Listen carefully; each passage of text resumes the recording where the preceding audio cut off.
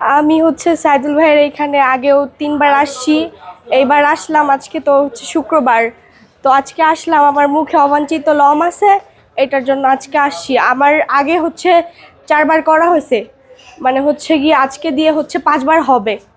এই তো সাইদুল ভাইয়ের এই যে একটা দোকান, তারপর হচ্ছে ওই পাশে আর একটা আছে।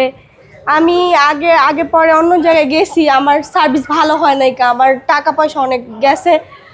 এবং আপনার এটা রিমুভ হওয়ার আগ পর্যন্ত সব দায়িত্ব আমার, কোনো ওষুধ লাগবে না। কতবার আসছেন আজকে নিয়ে? আজকে দিয়ে আমার 4বার। আগে কি অন্যান্য লেজার সেন্টারে গিয়েছিলেন? হ্যাঁ, গিয়েছিলাম।